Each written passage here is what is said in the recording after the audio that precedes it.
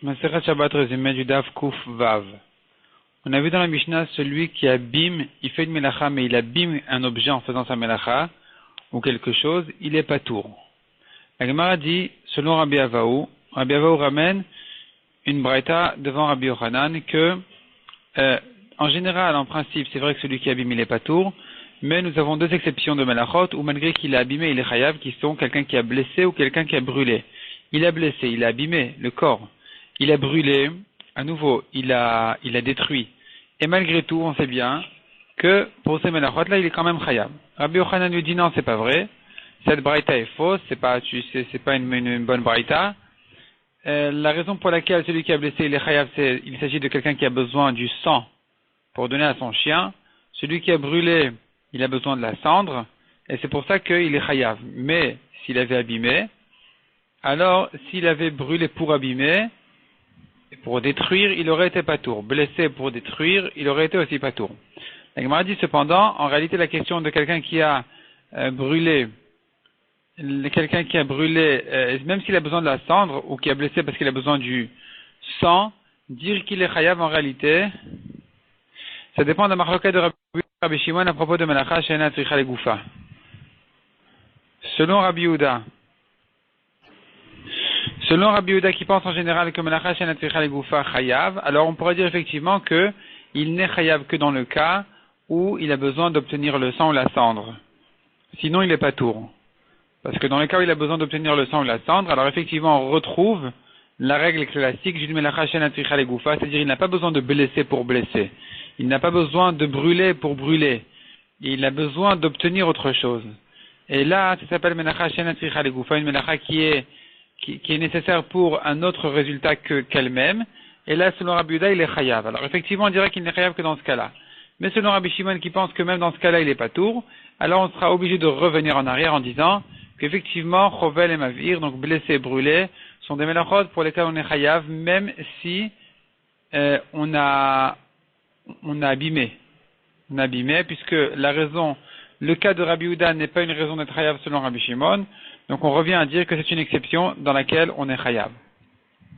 Et la Gemara ramène les drashot de Rabbi Shimon et de Rabbi Yehuda, d'où chacun apprend ce qu'il pense. La Gemara ensuite retrouve ce qu'on a vu dans la Mishnah, la mesure de fil qui a été travaillée pour le rendre chayav, c'est, on a vu dans la Mishnah, celui qui a tissé deux fils d'une taille d'un site qui est l'espace qu'il y a entre l'index et le majeur, il est chayav. Celui par contre qui a lavé le fil, qui a nettoyé, ou qui l'a peigné, ou qui l'a teint, ou qui l'a filé, il est chayav pour un double site. La Gemara dit soit un double site, ça veut dire deux fois la taille qu'il y a entre l'index et le majeur, soit le double site c'est entre le pouce et l'index. Mishnah suivante, celui qui a chassé un oiseau, qu'il a rentré dans une armoire, il est chayav. Il a rentré un cerf dans la maison, il est chayav. Selon Chachamim, l'oiseau effectivement c'est dans l'armoire, mais le cerf, on est chayav, même si on ne l'a pas rentré dans la maison, simplement dans un jardin ou dans une cour, alors il est déjà chayav. Rabban Shimon ben Gamliel précise, attention, pas toutes les cours sont égales. Une grande, s'il est rentré dans une grande cour, alors il est patour parce que le cerf n'est pas encore chassé, il aura du mal à l'attraper là-bas. Si par contre il est dans une petite cour où facilement il peut l'attraper là-bas, alors effectivement, celui qui l'a rentré à l'intérieur, il est chayav. La Gemara ajoute encore une précision qui se base en réalité sur une contradiction, à savoir est-ce que si une bête qui a été rentrée dans une cour, est-ce qu'on considère qu'elle est chassée là-bas ou pas? Pareil pour un oiseau. Et la Gemara donc vient dire que en réalité, ce qu'on a vu dans notre Mishnah, que de le rentrer dans la cour, il est chayav, ça s'appelle chasser. Il s'agit d'une petite cour, mais dans une grande cour, il n'est pas encore chassé, et donc celui qui l'a rentré là-bas, il est patour. De là-bas, par contre, on n'aura pas le droit de le prendre. En ce qui concerne l'oiseau, la Gemara dit, il faut faire la différence entre un oiseau qui se sauve tout le temps, une espèce d'oiseau qui se laisse pas faire, où là, vraiment, c'est que dans l'armoire où on est chayav, mais dans la maison, non. Et un oiseau plutôt classique, où là-bas, même si on l'a rentré dans une maison, dans une pièce fermée, alors on est aussi chayav. La Gemara ensuite donne la taille exactement. Qu'est-ce qu'on appelle une grande cour où vraiment celui qui est rentré là-bas le cerf il est patour, et il n'aura pas le droit de sortir, de l'attraper là-bas à l'intérieur. Et qu'est-ce qui s'appelle une petite cour? On dit il est déjà chassé à l'intérieur, donc la Gemara donne 3 définitions. Après ça, la Gemara dit encore, la Halakha comme Rabban Shimon Gamliel, qui a dit effectivement, ça dépend de la taille de la cour. Après ça, la Gemara ajoute encore quelques petites précisions. Celui qui a chassé un cerf aveugle ou qui dormait, il est chayav, parce qu'il peut se réveiller et se sauver immédiatement. Si par contre il est boiteux, vieux, ou il est malade de fatigue, celui qui l'a attrapé, il est pas tour. Celui qui a chassé donc des sauterelles, il est chayav.